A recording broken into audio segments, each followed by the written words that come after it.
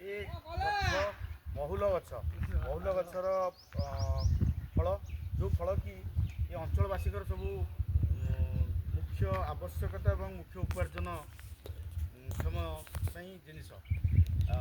ଏଠି କ'ଣ ରହୁଛି, ସେମାନେ ଏ ଜିନିଷକୁ କଲେକ୍ସନ୍ କରନ୍ତି, ଫୁଟାନ୍ତି। ଯଦି ବି ପ୍ରୋବ୍ଲେମ୍ ହୁଏ ସେମାନେ ନ ଇଏ କରନ୍ତି, ଆସୁଥିବା ସମୟରେ ବନାଗ୍ନି ଯେଉଁ ନିଆଁ ଲାଗୁଛି ସେ ନିଆଁକୁ ଲଗାଇ ଦିଅନ୍ତି। କେବଳ ମୂଳ ସଫା ହେଇଗଲା ପରେ ସେମାନେ ତାକୁ କଲେକ୍ସନ୍ କରିବା ସୁବିଧା ହୁଏ। ଆମେ ଗୋଟେ ନୂଆ project Shri Jagannath charitable trust ପକ୍ଷରୁ ଆମେ ଆରମ୍ଭ କରିଛୁ।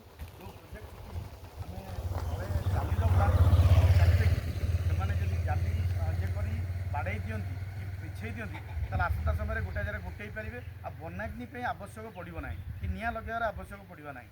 ସେହି ଦୃଷ୍ଟିରୁ ସରକାରଙ୍କୁ ନିବେଦନ ରହୁଛି, ସରକାର ଏହା ପ୍ରତି ଚିନ୍ତା କରନ୍ତୁ। ଯେଉଁ ବନାଗ୍ନି ବାରମ୍ବାର ଜାଳୁଛି, ବିଭିନ୍ନ ଜଙ୍ଗଲ ଜଳୁଛି, ବଡ଼ ଅଗ୍ନିକାଣ୍ଡ ଘଟୁଛି, ତା ପାଇଁ ଇଏ ଗୋଟେ ସୁନ୍ଦର ଉପାଦେୟ ଯୋଜନା, ଯାହାକୁ ଯଦି ସରକାର ଆକୁ ସୁଚାରୁ ରୂପେ କାର୍ଯ୍ୟକ୍ରମ କରନ୍ତେ ତାହେଲେ ଆସନ୍ତା ସମୟରେ ବନାଗ୍ନିରୁ ମୁକ୍ତି ମିଳିପାରନ୍ତା ଏବଂ ଆମ ପରିବେଶ ସରସ ସୁନ୍ଦର ହୋଇପାରନ୍ତା। ଜୟ ଜଗନ୍ନାଥ।